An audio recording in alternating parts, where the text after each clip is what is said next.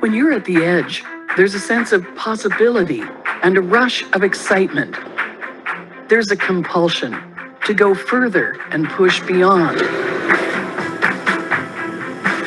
At the edge, we discover, find solutions, know our strengths as individuals, and understand the power of working with others. We feel the urgency to make an impact that's vital to people, places, and the planet.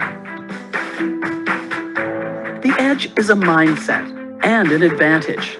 It's a physical place too, and ours is on a rugged coastline, on the tip of an island, within a circle, beside a magnificent continent, looking out to the world. It changes the way we see things, the way we think. Our edge drives our excellence in the health of the oceans, indigenous knowledge, clean growth, and healthy communities. It's in the strength of our partnerships and within our community, rich with diverse perspectives. At the edge, students get hands-on and researchers get close-up. Dynamic, research-inspired teaching and learning fuels personal growth and career success. Learning is personalized and our campus just the right size, big enough to make a difference and small enough to care. Exciting things happen at the edge. It's where we lead and inspire change. It propels us to what's next.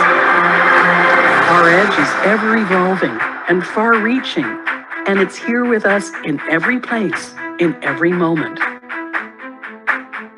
When you get to the edge, you know it. And when you get to know the University of Victoria, you'll feel it. The edge is here.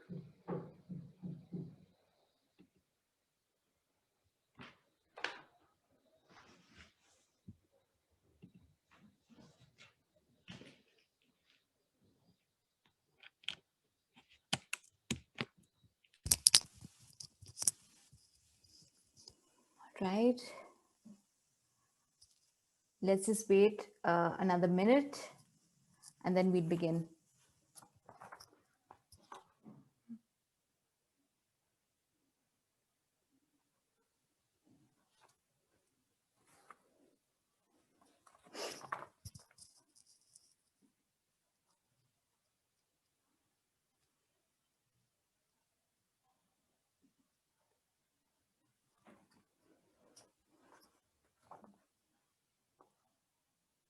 All right. So very good evening, everyone. Thank you for joining us today. I'm Anna Mohammed from Maple Assist, and we're bringing you the first webinar of the new year. Come 2021, we are all very hopeful. We're all feeling very positive. And I really hope that all your delayed and deferred dreams come true this year. So speaking of dreams of studying in Canada, today we will be chatting with Saurabh Verma, who is the Recruitment Advisor for India and Southwest Asia at the University of Victoria. There's a lot to be said about this university, but of course, I'll leave it to Saurabh to talk to all of you about it, about its programs and opportunities for international students from India. But some quick house rules before we begin. Of course, the first 20-25 minutes, Saurabh will be showing us an amazing presentation with a lot of great photos about, of Canada, Victoria, and the campus. So I'll have some questions for him as well at that time, but please listen in and make sure to send us your questions. You'll see a Q&A section at the bottom of your screen. So that's where you should be typing in your questions, and we'll make sure that they are answered right after we are done with the presentation. I'll also be doing a couple of polls because the idea is we want to get to know you and your requirements and your needs. So do participate. And I'm actually going to start one right away. So here is the poll. and you'll be able to see it on your screen right now. Can you tell us what are you interested in pursuing? Are you interested in pursuing undergraduate programs or graduate programs? I'm going to give you a few seconds to answer. These are undergraduate degree programs or graduate degree programs that are available at the university. All right. I think we're done.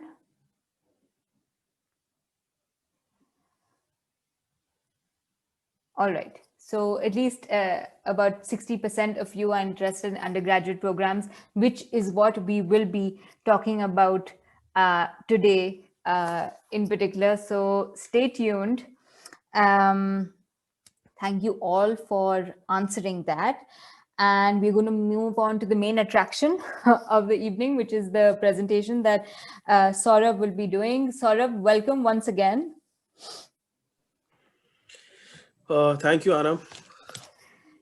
So clearly, I mean, I think in the last few years, we've seen that Canada has become the hot destination for students to study abroad, and especially from India. Of course, this is because of many reasons. It's a great, I think, quality of education. It's very safe.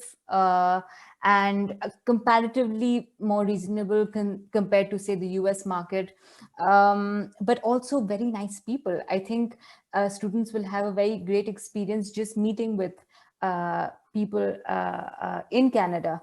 So can you tell us a little bit about that? Let me just, begin my presentation, and I have all these questions, being addressed Amazing. through my presentation itself. Yes. So that, it has been designed keeping in mind that, a lot of students are there who do not have much idea about this. So I'll try to cover up, all the aspects. If in case anything is missing, then we'll take that up in the Q&A. Sure.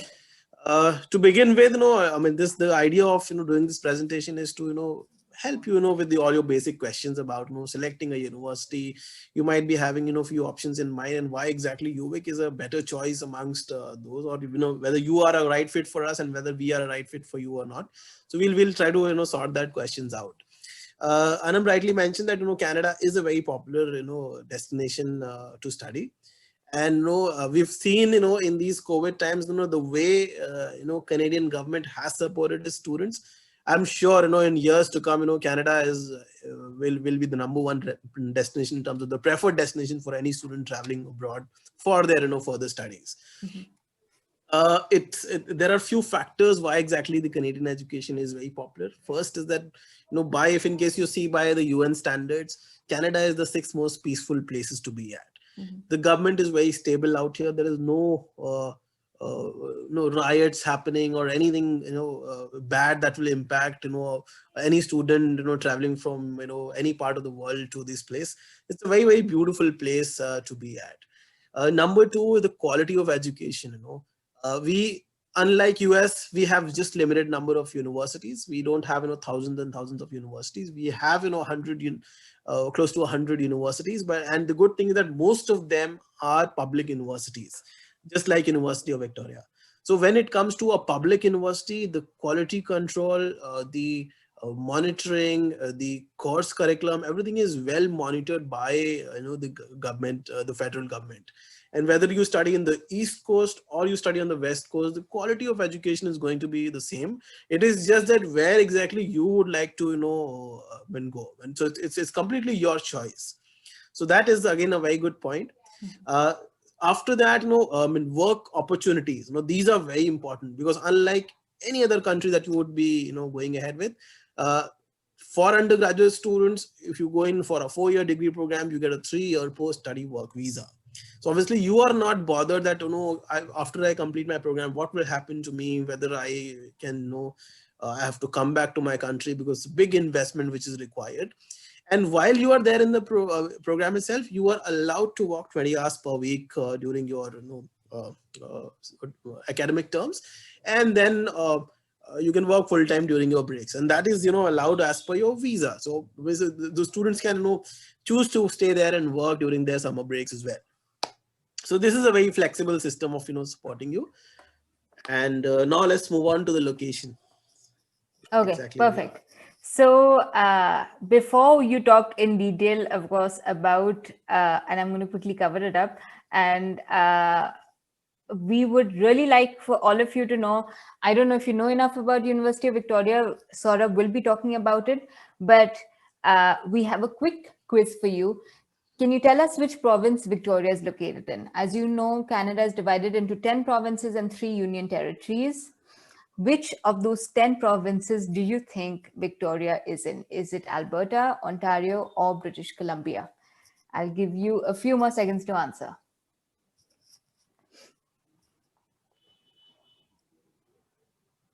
Come on. Some of you haven't answered. And we'll be closing in 5, 4, 3, 2, 1. All right. This is very interesting, Saurabh.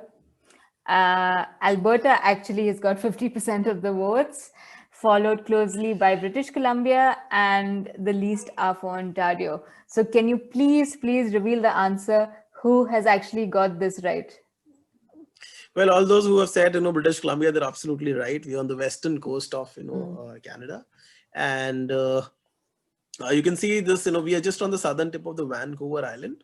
So, I mean, just as I mentioned, island, it doesn't mean a very small piece of land. Basically, I mean, it's a very large island of 1,200 kilometers, right? And we are the capital city of the British Columbia province. So you can understand, being the capital city of the province, like here we have the state capitals. In Canada, we have the provincial capitals. So we are the capital city of the British Columbia province. It's a very a good city to be at, with all big city amenities, uh, uh, compacted into a one beautiful city. That I can say about Victoria.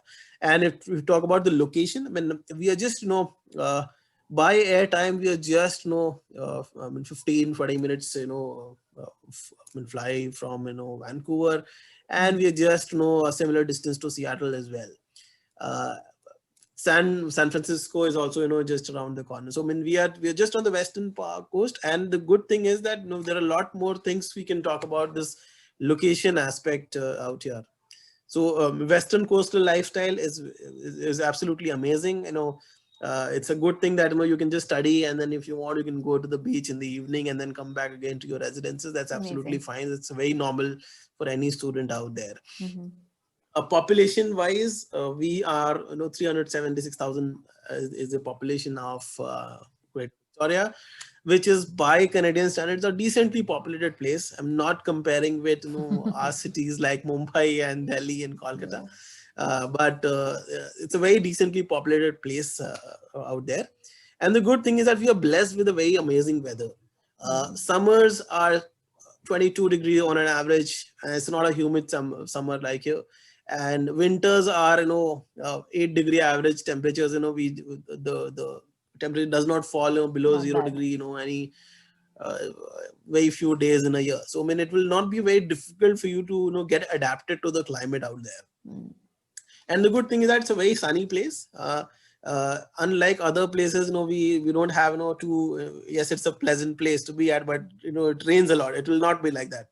Right, so we receive 50% less rainfall than Vancouver and 25% less than Seattle. So it's a very beautifully designed weather. I would say custom made for Seriously. Victoria as a place. Wow. So are you going to show us some of the sites from around Victoria? Yeah, so let me just have a give you a quick glimpse of what exactly the city has to offer. Yes. I mean, in front of you is the legislature, I mean, wherein all the decision making happens. So you can, this also talks about the safety and security of the city. Being capital city, you can understand it's a very, very well monitored and well, in terms of safety standards, a very good city to be at. Right. In front of you is the Empress Hotel. I mean, it's a very old property out here. Victoria has been known for as a tourist place. Every year, around about 3 million people visit there for various tourist seasons. Because of COVID, it has been impacted, but it's a very good business that brings to Victoria. In terms of shopping, if in case you want to shop around there, you'll find all the major brands out here. You don't have to travel to Vancouver or Seattle to do your shopping. No, all major brands are available out here. And we have the culture of, farm to the table, wherein we cook, we grow our own food out here, and we serve, every possible cuisine of the world. I mean, Victoria has the one of the highest concentrations of various restaurants of, different cuisines. So you'll find all of different types of cuisines available at Victoria itself. So my Saurabh, quickly to tell you, the last slide reminded me of my experience. So I was very lucky to go to Victoria a few years back, and my first plate of poutine was I had it in Victoria at a fabulous brunch place. And of course, I did see this harbor and everything also. But yes, once you get to the campus, I have something to say about that as well. This is the world-renowned Bukit Garden out there. So one of the most beautiful places to be at. Once you reach there, obviously this will be the first place you'll visit probably. Now let me just talk about more about the university campus, where exactly you will always most of the time you'll be spending on the university campus. So let me just talk about the university campus of University of Victoria. So you can just follow my cursor. You can see this circular road. We call it as a ring road, the appropriate name that we have found out for it. And inside this circular road, whatever is there, these are all academic blocks. Your library and everything is there inside this. All the classes happen inside these. It's a 406 acres of large park-like beautiful campus. And it has been designed in such a way that you feel that you're sitting in the nature's lab and studying on campus. So that we've intentionally made all these green areas.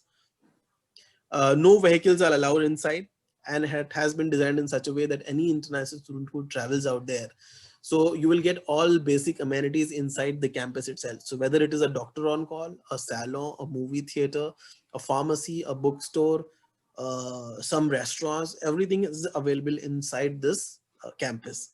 And out here at the back, these are your student residencies. So you are pretty much in close proximity to the university campus. Even if you're a late riser, in 10-15 minutes, you can go attend your morning class, no issues with that. Out here are the walking trail. If in case you want to just go for 3 kilometers, hiking trail is there. If in case you want to go there, you can do that. And out here 10 minutes away from the beach as well. So you can see how closely we are to all these things. And even downtown area, if in case you wish to work there part-time and all, it's just 15 minutes drive away. And 15 minutes means 15 minutes doesn't mean that there's a lot of traffic and all that, and so it may vary. It is not like that. There's no traffic out here. And just outside the campus, you'll find the buses to reach downtown. So very closely. Okay. So just seeing that, I can see a comment by Ankit saying, looks like a very grand place that we are seeing, but is it in reality the campus? Which is, I think that's something that everyone would be thinking of, because honestly, as someone who's been there, it literally looks like this. It is so green. The beach is like right next door.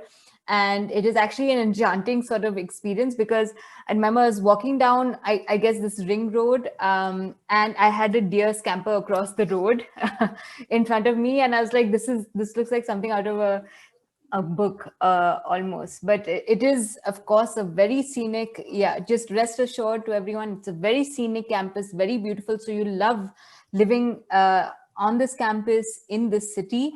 But there's a lot that makes Victoria the preferred destination for students. So it's not just the scenic beauty. Saurabh, if you could tell us what else is Victoria known for? Well, I'll cover most of the points, in my upcoming slides. Yeah. But I'll just give you a small idea. I mean, UVic is not a very new university. I mean, we have 116-year-old of history.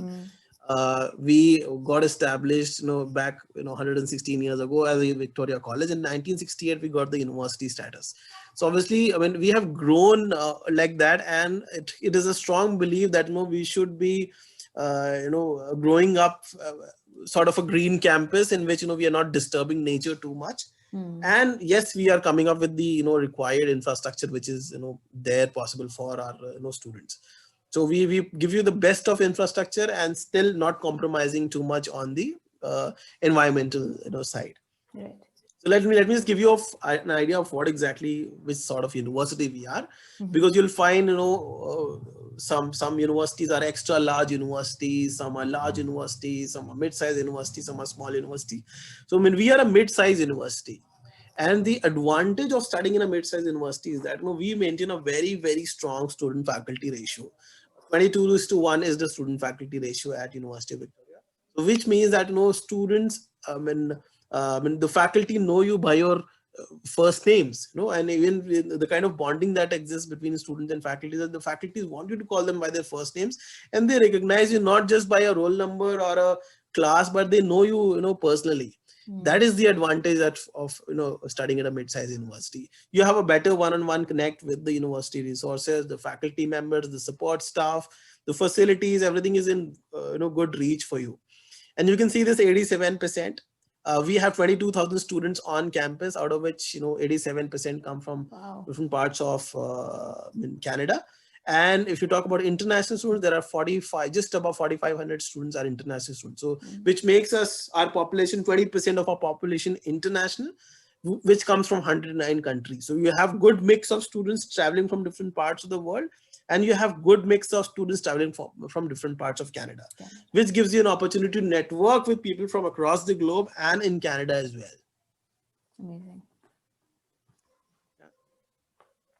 Now let's talk, about a very, debated topic. When you pick a university, rankings are a very important feature for you.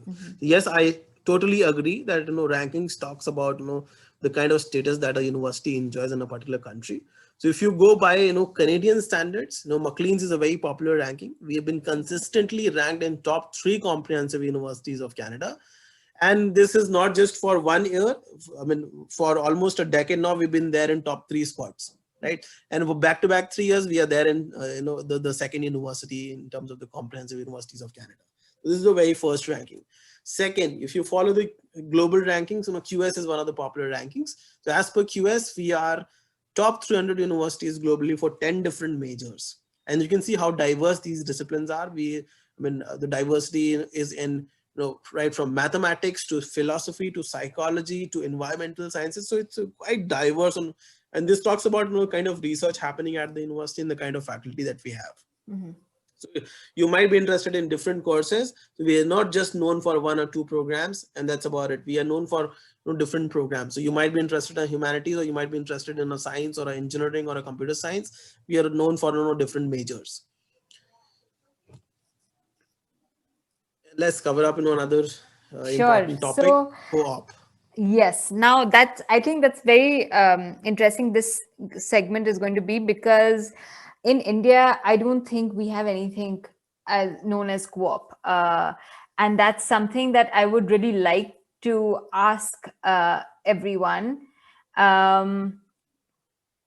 Here we go. You can answer the first bit for now. Do you know what a co-op is? Is it, just give a frank yes or no? Because Saurabh is going to tell us what a co-op is, and then you may be able to better answer the second one. But yes, co-op. Few more seconds. Come on, there are a few more questions. People who haven't answered. Please quickly give us your view. All right, there we go.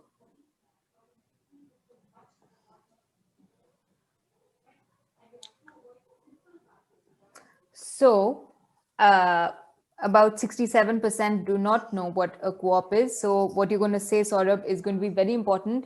But even though most of the people don't know what it is, they are definitely interested in doing a co-op. Let's see if it sort of meets up to what they were thinking it was.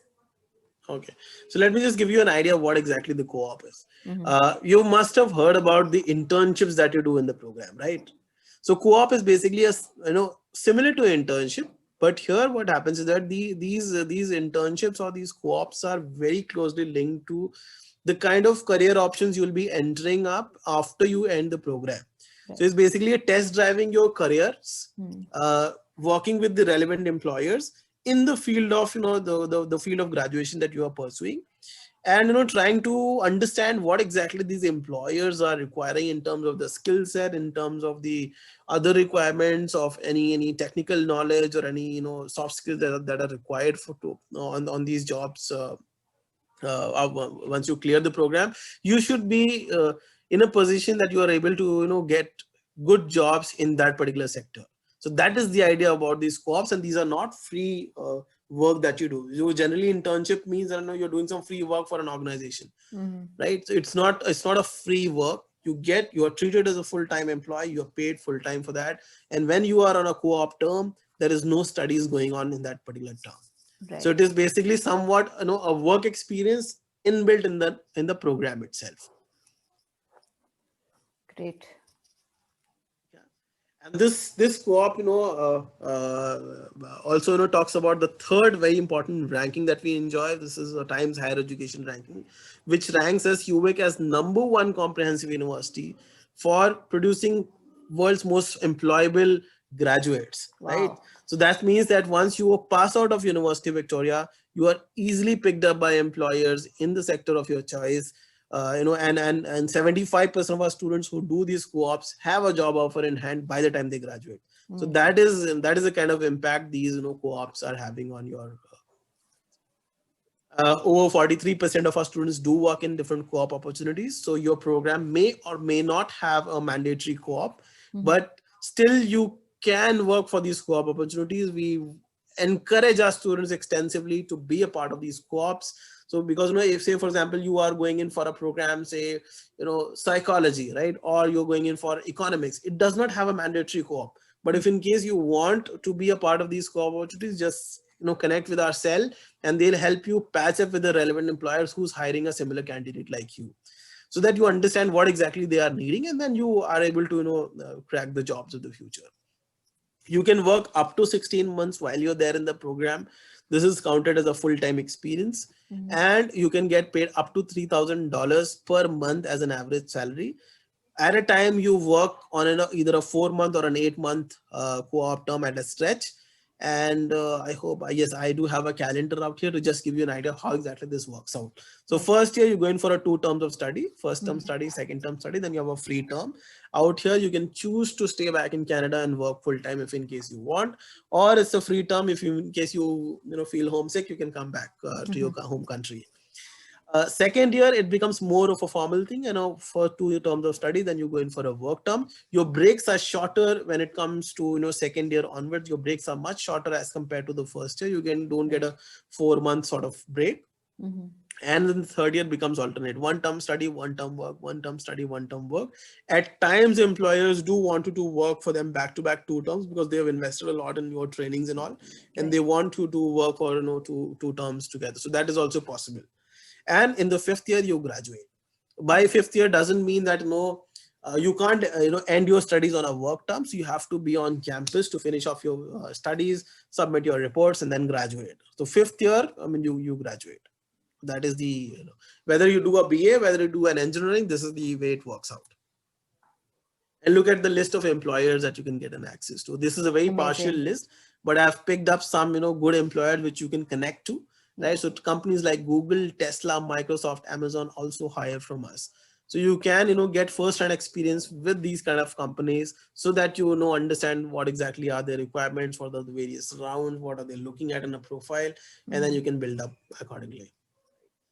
In terms of our distribution, our students do not just work in Victoria as a place, but you can see this 79.6% work in different parts of British Columbia. Right, this 12.8% works in different parts of Canada, and also a handsome 7.6% works in different international locations also. So we don't want you to just stick to Victoria as a place. We want you to reach out to different places, reach out to different employers. Wherever your sector might have good opportunities, we can connect you to the right employers anywhere across. Right. And this is what this 75% I was talking about, that if in case you be a part of these co-ops, you are these are so promising co-ops that you get a job offer by the time you graduate. So this is how it generally works out. This is a very important factor. So I thought, let me just discuss it at a stretch. Definitely. And I think this is so important in the decision making of a student, wanting to know where they should study, because such an opportunity and is, I think, hard to get by. And knowing that the employability is so great and that even companies afterwards look upon Victoria graduates so well. I think these are like some great points that you've brought up, Saurabh, and I'm sure those attending also realize that.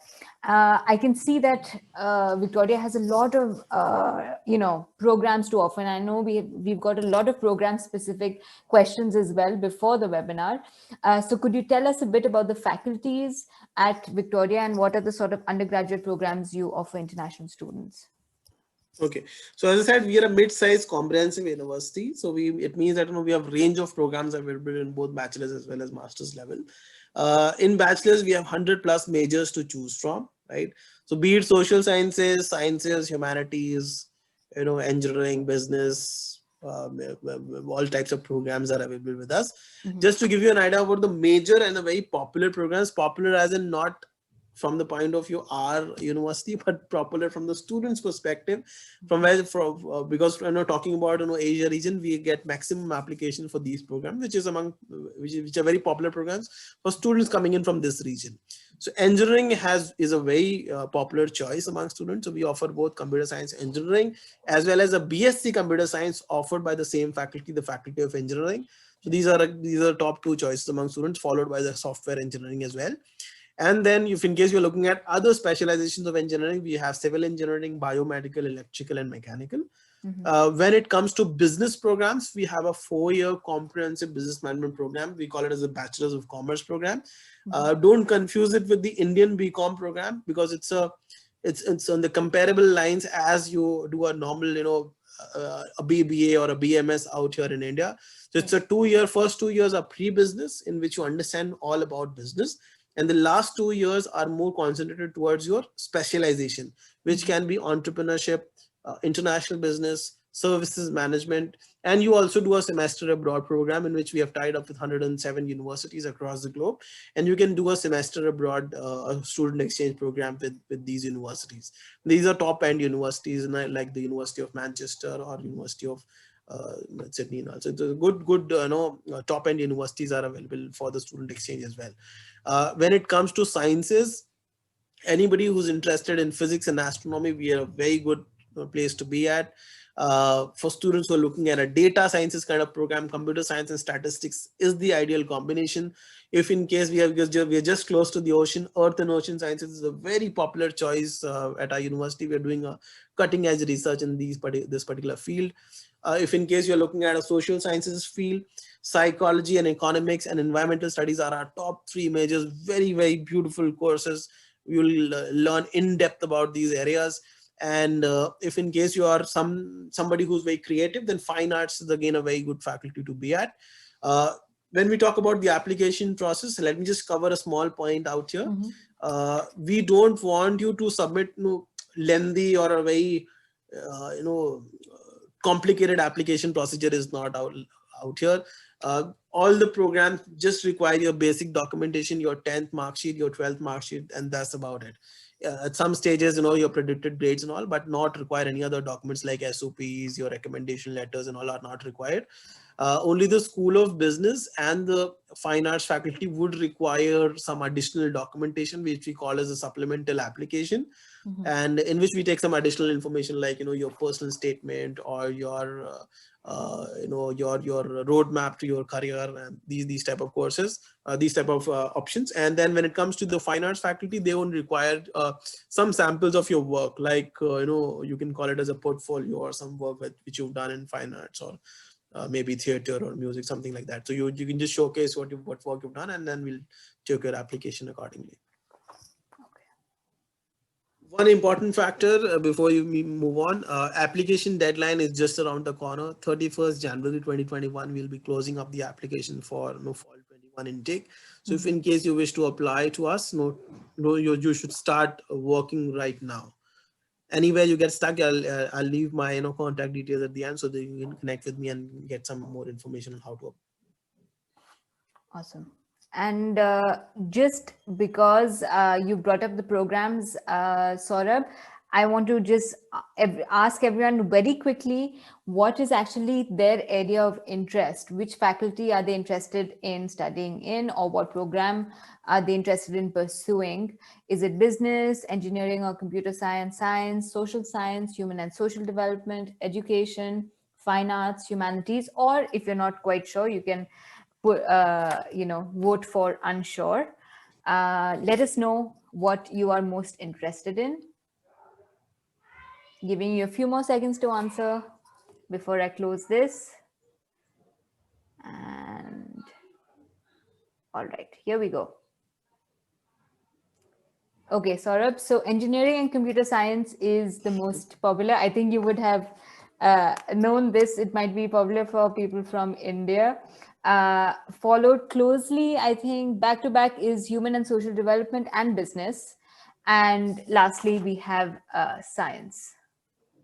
Okay. So good to that. This was quite expected. So nothing wrong in that. Let me just cover up the admission requirements, because you all might be curious that what exactly we require. So if I would say the very popular faculties like computer science, engineering, business, they would require slightly a higher percentage, more skewing towards 80 to 85% kind of marks. Anything above 80%, you are good to go for these faculties. Any other program like sciences, humanities, human social development, fine arts, and all, we should be okay with the 75% plus. Right. However, having said that, it does not mean that if in case you get a bare minimum marks, you are guaranteed an offer letter. It doesn't work like that, because these are some basic marks required. And then you apply, we'll see your overall profile and then decide whether you should be considered for an offer letter or not. Right. If you have anything 80% or above in your class 10, we'll be happy to issue a conditional offer for you. And if in case you're coming from a different education background, not just coming from CBSE, ICSE or state boards, if in case you follow an IB curriculum, so we are looking at a minimum 28 points to 31 points, depending upon the faculties. 3HL and 3SL courses out there. If you are a Cambridge curriculum student, then we are looking at a minimum C in your all A-level subjects. You should have 5 O-level and 3 A-level subjects. In terms of your aptitude test exams, we do not require any aptitude test exams, whether it is SATs, APs, ACTs, we don't require any aptitude tests at all. It is just on the basis of your 10th and 12th curriculum, we will consider you as a student. The only thing that we want you to be sure of is the IELTS or a TOEFL requirement. We specifically check your English language proficiency. And this will, I'm telling you, it's a word of advice for you. So whether you are, applying to us or any other university, IELTS and TOEFL should be something which you should be very careful about, because this is going to help you not only on your admission process, but also later on your visa process. So IELTS or TOEFL, any one of the exams you have to take. IELTS, we accept a score of 6.5, no band less than 6. And this is basically your 4 areas in which you are being checked: reading, writing, speaking, and listening. And so we need 6 in each. And if in case you're going in for TOEFL, then we need an overall 90 with no band less than 20. Perfect. Right. So if I can understand, let me just address a very hot question that, we are not getting dates for IELTS and TOEFL. So what we have done is that we have come out with a solution. We also accept IELTS indicator and a TOEFL home-based edition. Both of these exams you can book and take it from your home, and we'll accept that exam as a standard score. Oh, great. Saurabh, just quickly, I think we're getting a lot of questions around these slides. Do you mind if I ask you some questions and then we move on? Not an issue. We can do that. Okay. So I'm going to quickly ask you about programs. There's a question from Ankit. What is the most popular UG program students usually prefer at UVic or makes it stand out? I know you've mentioned this faculty-wise, but is there one thing that, is very, very popular? Well, no, I would not like to, reply it in the way he might have wanted, because no, I'll tell you, I mean, we might be known, or we might be popular for some 2, 3, 5, 10 programs.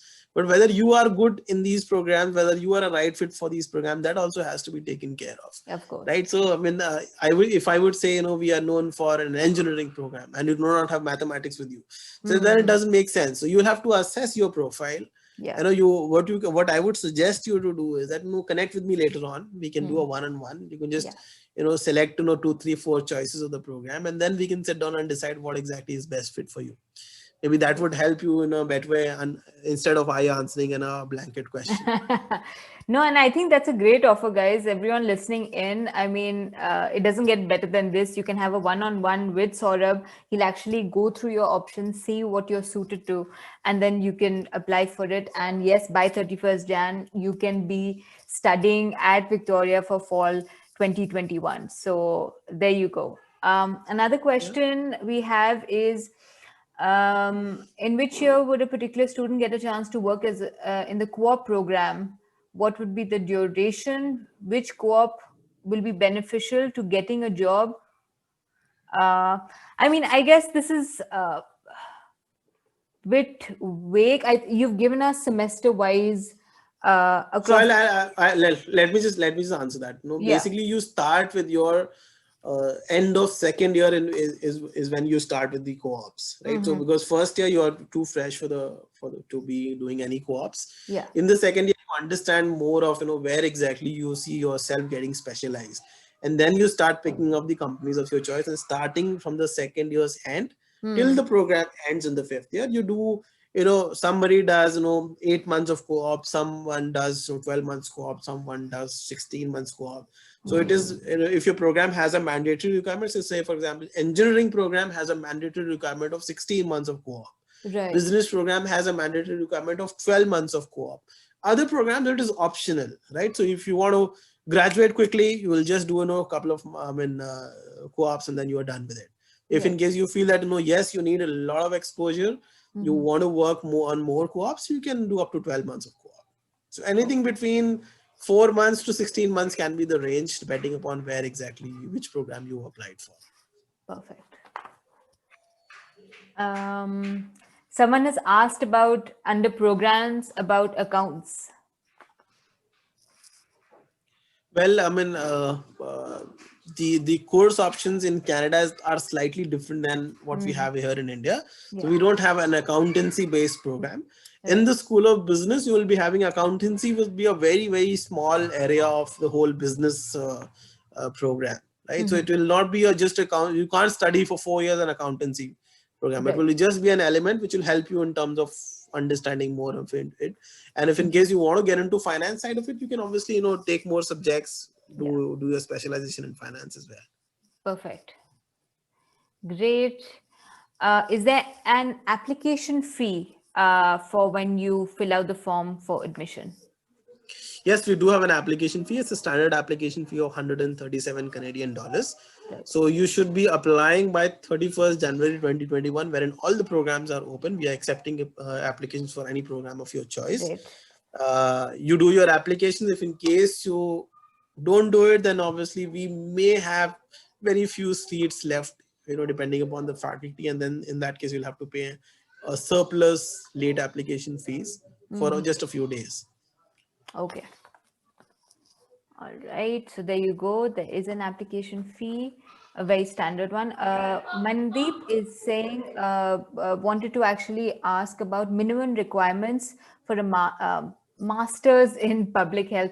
Do you want to just address the elephant in the room about postgraduate or graduate programs? Okay, so let me just know. I'm not a recruiter from the postgraduate admission, so I'll not be able to address your questions in detail.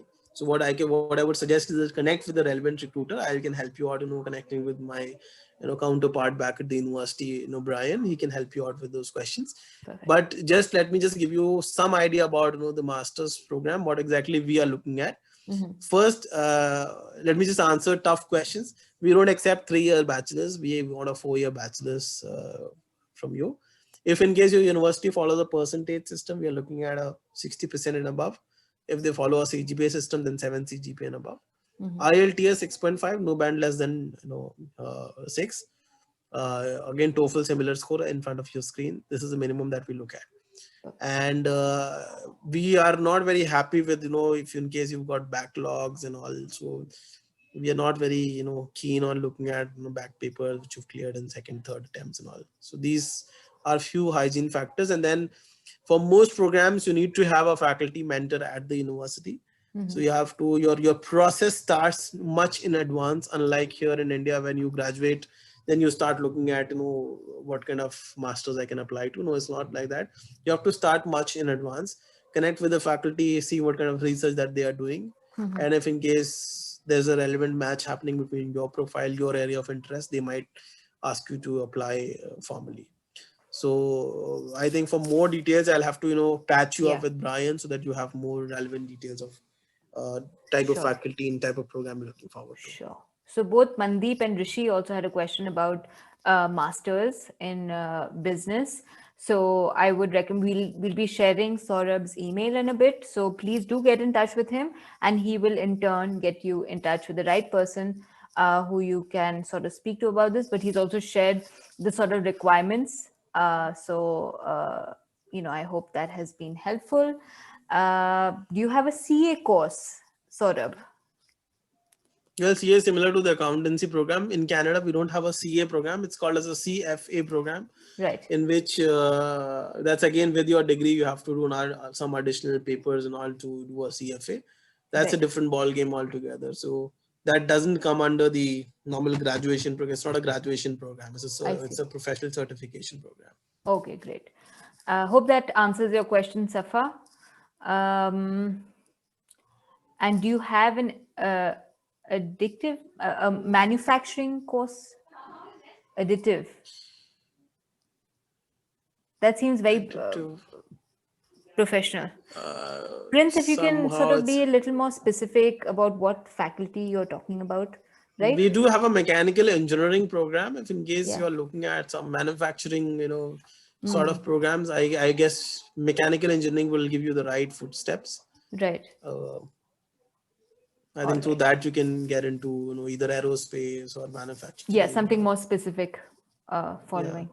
All right. Because try to understand undergraduate level, universities will have more broad spectrum program, and then you find specialized towards your masters.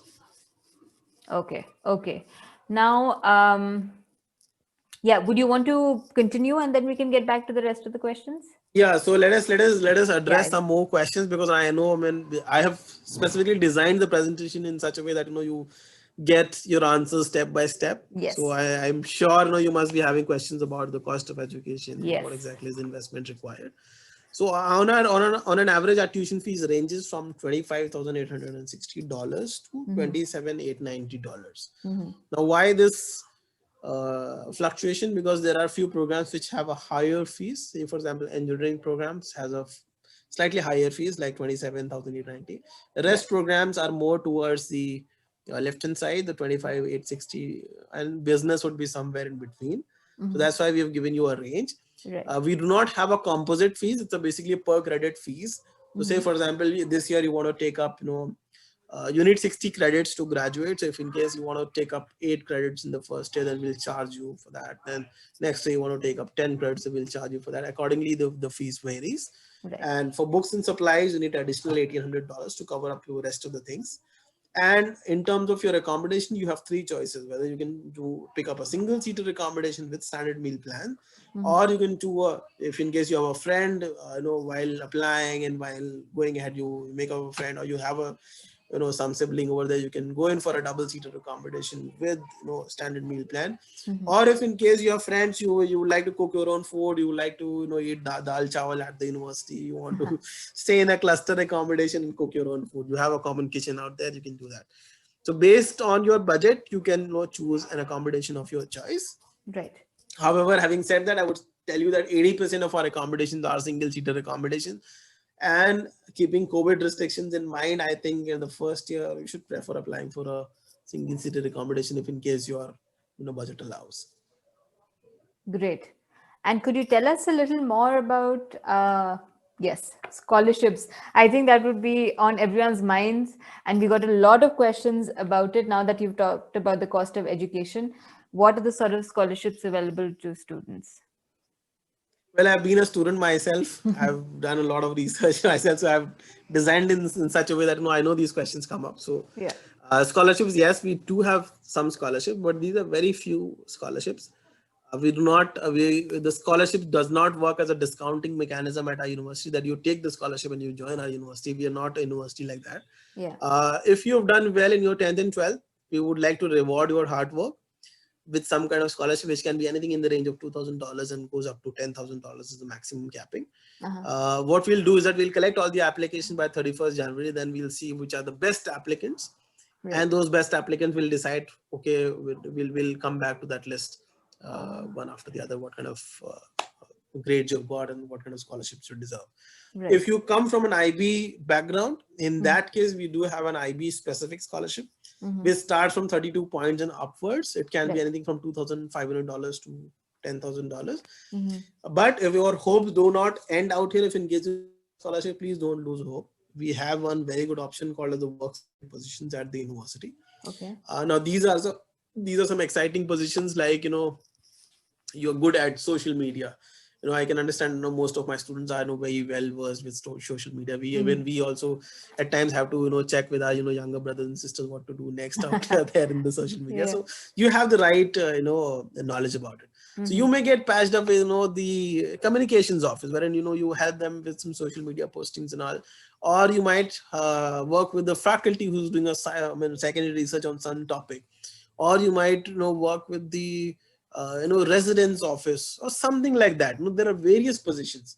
So you get these positions. You can work each student. There's a capping of 340 hours, so that everybody gets a chance to work in these opportunities, and you get paid $15.5 an hour. This is much higher than what you'll get in a part-time job outside campus, which is in the range of $8 to $10. Out here you get almost 50% higher than that.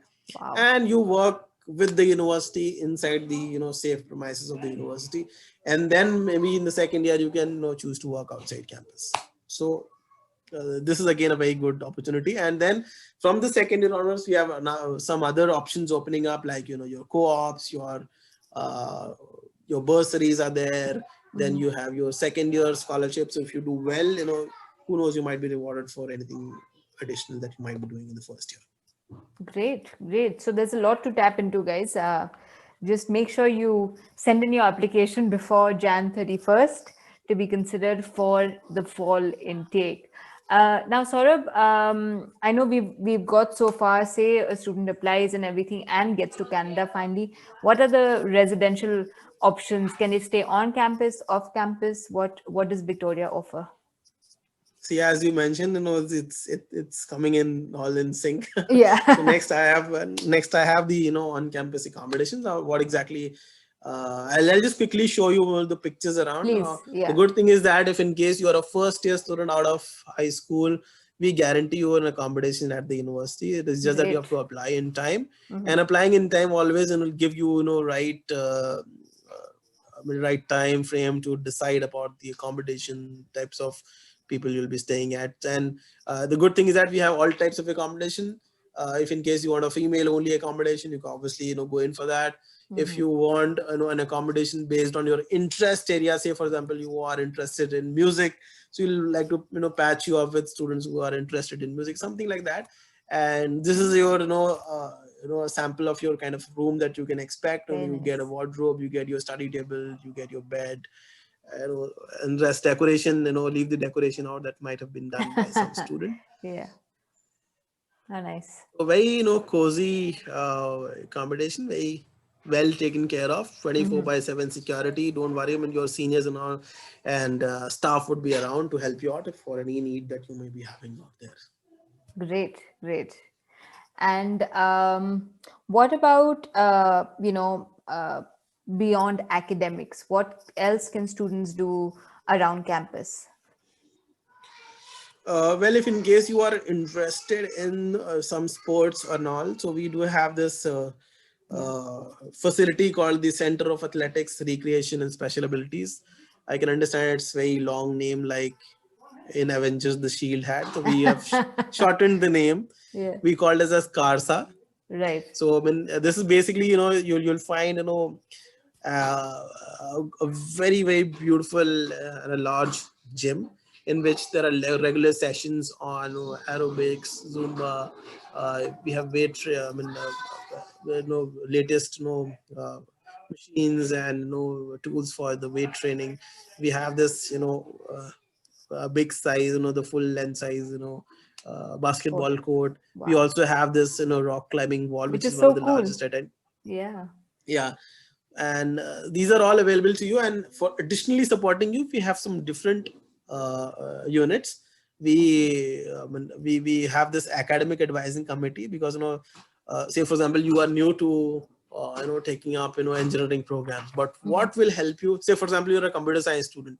Now whether you have better prospects in robotics, or whether you have better prospects in artificial intelligence, or you should be taking a culmination of both to have a better career options. Mhm. These are the academic advising people, are your the faculty members, and your senior your senior members from the academics, who will guide you on taking up the right kind of subjects and the right kind of combination of subjects, so that Right. you get a job in XYZ organizations, what Wow. exactly they are looking forward to. So you Mhm. get the proper advice over there. If Mhm. in case you are from a different community, you would be worried about what exactly would be, I mean, how I would be going for various prayer services and all. So we have Mhm. a multi-faith flow services out there. We Wow. have an on-campus counseling services available. We have an international student services available, who will help you out in terms of your visa applications, the kind of documentation is required, Wow. what exactly you need in terms of filing, when you're filing about your visa or extending your visa, anything like that. So we Mhm. have the international student services. So we have different departments which will help you in different stages, for so that you don't feel left out, or you don't have any unanswered questions out there. Great, great. So there's a lot uh, that can support you, can help you, keep you busy academically and outside academics at University of Victoria. Anything else that you want to add, Saurabh, before we open it up to questions again? Well, I think I've covered most of the things. Yeah, you This is can a share virtual your. Yeah, amazing. this is a virtual tour that you can do. We also have a YouTube video uploaded. It's a very detailed one. Yeah, There'll be students who will be showing you around of. Just give me a moment. I think my battery is about to drain. no worries. I can talk about the virtual tour in the meantime. Uh, so you have to, I think Saurabh has mentioned down below, it's at uvic.ca/virtual tour, and you'll be able to see it. And it's a very interactive and fun way of seeing the whole campus. You literally can walk into it, see different, places around campus that you can see on the left, the university center, athletics campus, residence, everything. So that's something you should definitely explore after this webinar. Yeah, so I think I've covered most of the points. If in case you Perfect. want to connect with our students, or you want to explore more about the University of Victoria, so we have, these are all social media handles that we have. So any one of them, I think TikTok is banned here in India. Otherwise, rest of them, you Yeah. can just follow and have a glimpse about the university, and you'll find students out there. And it's always good to connect with these students, because say Mm. for example you're stuck with I'm confused between this particular subject. It is being offered by three different faculties, so which is the easiest faculty to Yeah. deal with. So you can get all these questions answered on Facebook and other groups. Perfect. Thanks, Saurabh. That was a very detailed and really great presentation, and I think it's given a very good picture to students about what to expect exactly from Victoria. But before I'm going to pause again once before we get to questions. One very last poll for all of you. This will really help us understand what you're actually looking at with University of Victoria. Which intake are you actually interested in studying? Is it May, which is coming very soon? Is it September? Or are you thinking of something later on around January? of next year. Please vote for the intake that you're interested in studying in. And I'll give you 10 more seconds. Few more people left to answer. If you could quickly let us know. All right. Here we go, Saurabh. So the maximum interest is for September and following that for Jan, which is great. I think there's enough time for both. As you all know that September intake is still open till the end of the month. So please use this opportunity to connect with Saurabh and take your study abroad dream forward. Now back to the questions. Is there any scope for mechanical engineering? I think you mentioned engineering a little while ago, Saurabh. Yeah, so we do have mechanical engineering as an option. So you can study with us for mechanical engineering. That should not be a problem. You should just have PCM kind of background with 80% and 10 should be 80% with no less than 75%. If in case you have this, please go ahead and do the application. Perfect. So I hope that helps you, Ramakrishna. I think when you were talking about what to expect from applications, Ankit is saying, what do you mean about marks being 80% or higher to get a conditional letter? Does that mean you're not taking the class 12 marks for approval when you are at the application stage? No, I'll tell you how exactly this works out. If in case you've got anything above 80%, we understand that you are a good student, you will be doing well or a similar or a higher that you'll be scoring in your class 12th as well. Yes. And this is the similar that we need a similar kind of score in your 12th as well. So we don't I mean it rarely happens that an 80% student will dip down to 60% or 75 or 70%. It does not work like that. Right. So I mean, it is just for us to have some kind of benchmark. Right. So if you have 80% of higher, you will get conditional. Conditions will be very clearly mentioned that we need you to score this much score in your 12th and this much subject wise, this much overall, like that. You'll be clearly having the conditions written down. Perfect.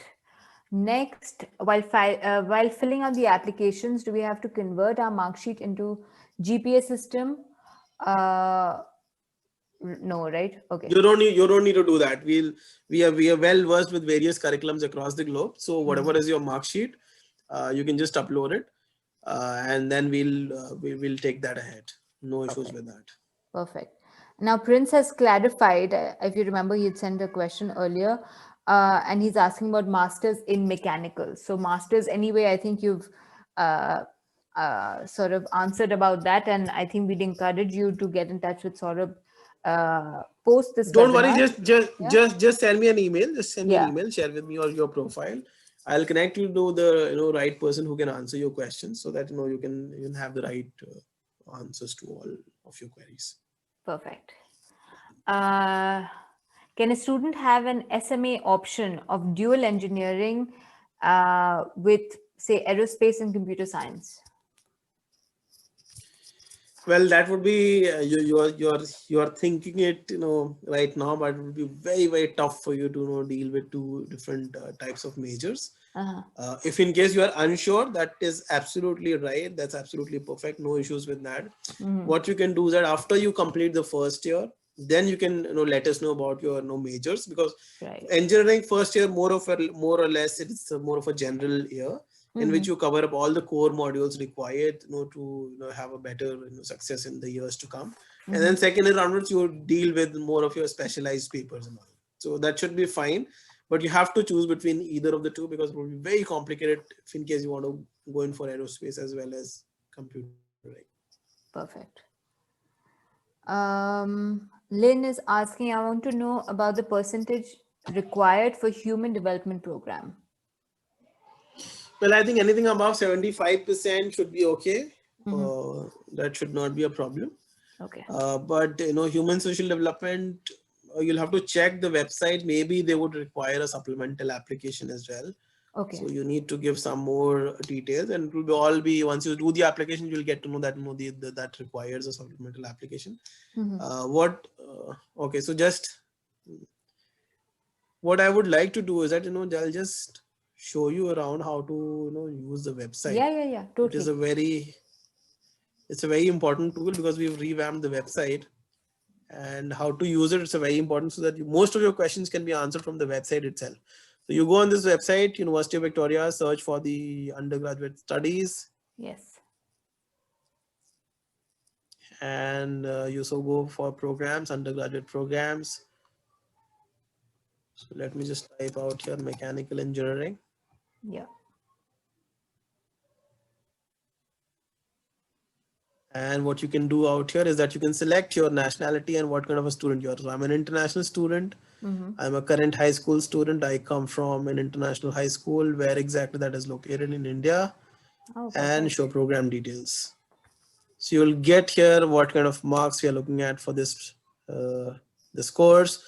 We Great. need a senior level maths course, senior level physics course, senior level chemistry. So PCM is what is required in your 12th. Uh-huh. And 75% it is written out here, but will not accept less than 80% in your 12th. So Wow. unconditional maybe conditional may be given for 80%. So like that, you'll have all the things, all the breakup. Co-op is required. You can see out here in this program, mandatory co-op is there. Mm. And what kind of areas where exactly you can see yourself growing in terms of your career options. Yeah. What are the areas of focus? These are basically your specializations that you get, Uh-huh. and a Great. fee, every detail of the tuition fees that you want. And if in case you want to just download this just to see what kind of courses you are going to study, you'll get this program planning worksheet, which will give you an idea of how many papers of computers, mathematics, physics you'll be studying in each year. Wow. So this is how it works out. So it's That's quite easy for. yeah, that's great. So basically, get onto the website, choose undergraduate degree, Yeah. undergraduate programs, and then search for whatever you're interested in, be it your mechanical, human development, whatever it is, and then just share your details, background details. And So anywhere you get stuck, I've just shared my email ID. yes. Because communication is very important nowadays. In Mhm. this world, I can understand most of you are from just 12th and all, but Yeah. communication is very important. You need to connect with the right people. Have you not seen your email, you would have not been in this presentation, right? So, Yes. and if in case moving forward, if you don't connect with me or the relevant people, you won't get the right kind of information, right? So Mhm. that's important. Wherever you get stuck, just write me a small email. I might be busy, but generally we answer back all the emails within 48 hours. Right. Right. So just send me an email and wait for the response. You'll get some reward back from my side. Perfect. Thanks, Saurabh. Again, Prince, I think Saurabh has said that he will connect you to the right people, so you may be able to get answers about the question that you've just shared. Scholarship, Lynn has asked about full scholarships. Are there any full scholarships or just the ones that you've mentioned, Saurabh? No, well, Lynn, we have limited, budget for scholarship. If we give full scholarships, so only one student can be benefited. So we want to reach out to the, maximum students, because we want to reach out to, a lot of students whose families, need some kind of funding. So we do not have any full scholarship. We have, Yeah. partial scholarships, so that it gets, the benefit gets cascaded to, many families. No, and of course, Lynn, I think you would have noted the working opportunity that you have on campus. I think that's a great way. If you need some extra funds at hand, then that's a great way to do it. How is UVic evaluating international applicants who get a complete $10,000 scholarship? Is it those who are get 90% or above in their boards, or can you sort of elaborate a little more about that? Okay, so I'll tell you basically what exactly that is. Basically, as the name suggests, international academic entrance scholarships. So these are basically academic in nature. What we'll do is that we'll check who are the best applicants who got good marks in their 10th. If in case you've submitted at 12th, you've got good marks in 12th as well. Good marks doesn't mean anything less than 90%. I'll be very frank on that. So Yeah. if you are anything above 90%, we'll only pick up those applications, and then we'll decide who has to get $2,000, $5,000, $10,000 scholarship. Okay, got it. So that is, we have a complete different committee who will take care of these applications. There is no say of anybody else. I can understand there are people who might be, needy, but it's all academic in nature. It's, we don't have the bandwidth to, look into each and every aspect of a candidate's profile. But yes, academic is the first and the last criteria. Okay, great. Another question from Lynn. Are there 2 batch intakes for the academic session of September 2021? 2 batch intakes, as in we only have one admission One intake, cycles right? before. Yeah, so we only have one intake and the applications close by 31st January. If you're talking about second round of applications, so I doubt. Yeah, just make the best of this one, Lynn. I would suggest that. I think you spoke about human development program before, and that 75 and above was the recommended percentage. She's asking about, Yes. or he's asking about 69%. But again, I think you can connect with Saurabh at a later stage.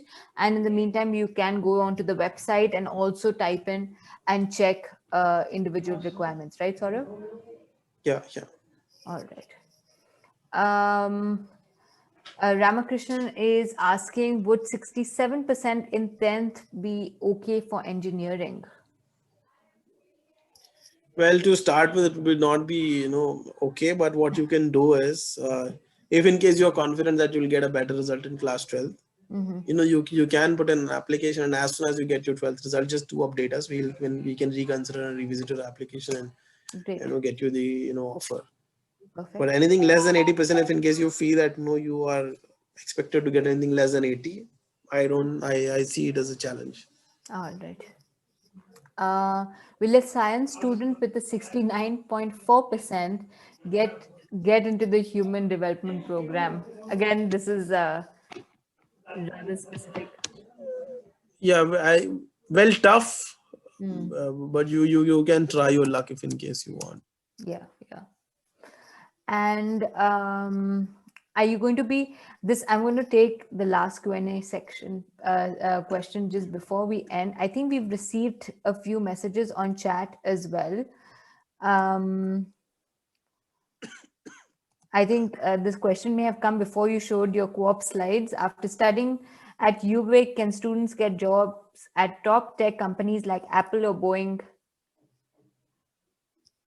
Well, there's no limit to where you can be at. Obviously, the list gets updated every year, right? So the partial list I've shown you, I mean, it has some very good companies, tech companies, and UVic is an emerging tech hub. So obviously, we have a lot of investments coming in, and just our location is such that it's just the US Canada border, so you can understand it's very strategically as well. It's very good place to have a business.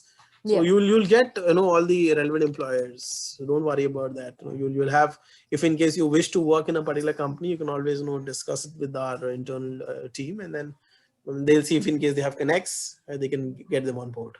Perfect.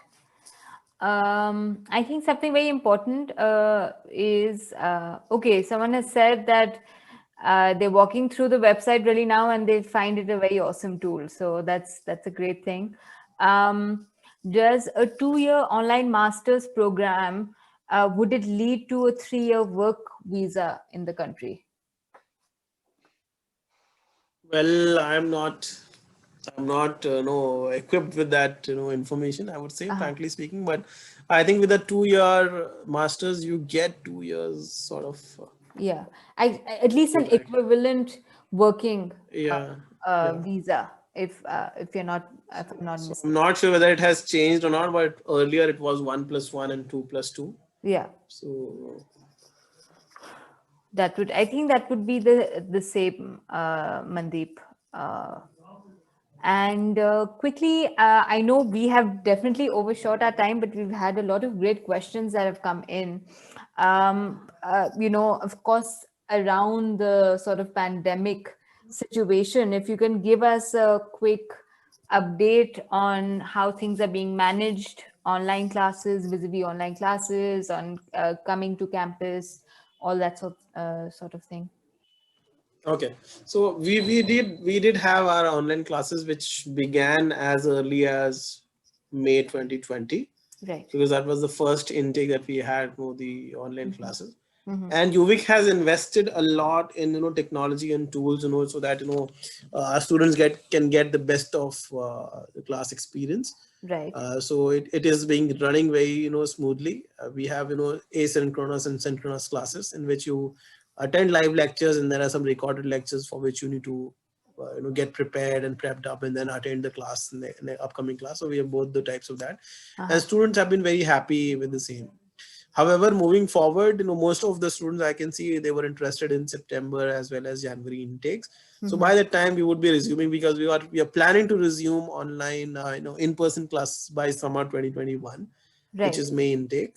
And if in case you are interested in fall intake or beyond that, obviously we will be having the in-person classes. So don't worry about that. Perfect. Great. Few more questions have come up. I have actually shared the link for the virtual tour, so you can see it in under the chat option. Ankit is also asking. He scored an 85% in class 10 and only scored 72 in class 12. And he was unwell before the exams and everything. But do you think he has a possibility to get an acceptance for computer science with some sort of scholarship? Well, scholarship is definitely out of question, but yes, for an admit, you can try your luck. uh, all depends on the individual breakup of the marks that you've got. Right. So they would look at that, and then maybe you can reconsider. So if in case you have have that ready, why don't you try for the summer 2021 intake, which begins in May? Wow. Doesn't make a difference whether you apply for fall or summer Summer. intake. Okay, perfect. Ankit, you can go ahead and apply, and of course approach Saurabh should you need help. Kundan is saying, will a student get selected if she gets a 70%, but had got about more than 80% it in the 12th? Well, yes, anything good in 12th will obviously Be better. help. Yeah. You might have got less marks in 10, but more marks in 12th. Obviously, we'll look at the more recent results. Okay, perfect. Okay, I think that is it. Let's wrap up. And I know we have a question about is there going to be sort of another live information session about UVic? And I think we have good news for you, because Saurabh has very generously offered to host another one-on-one on Zoom.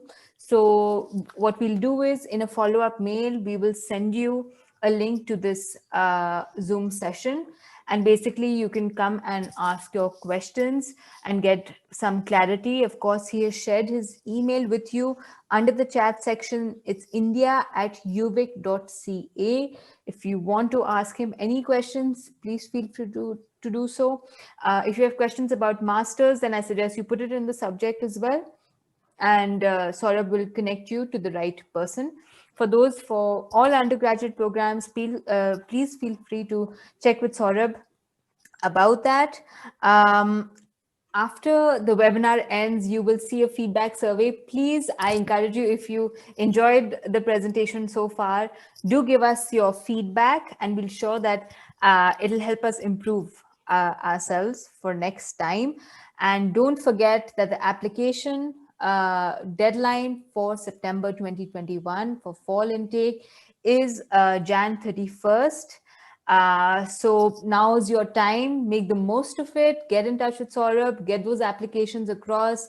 Find out what you want to study, and go ahead and do it. And yes, again, we will send more information about UVic and about the next session with Saurabh.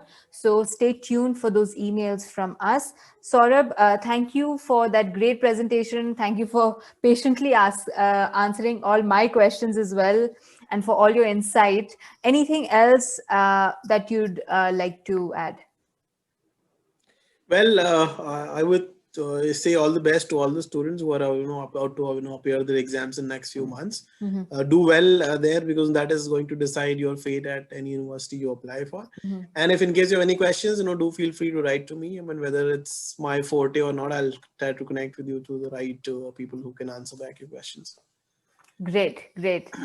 Thank you again to all of you for being here, joining us on a Saturday evening. UVic is, trust me, an amazing place to study. I think Saurabh has more than proved that during this presentation. Take a chance and go ahead with the application. I hope you enjoy the rest of your weekend. Take care of yourselves and stay safe, and we'll be in touch. All right. Thank you. Thank you Okay, all all. the best. Thank you, Anam. Bye-bye. Bye-bye.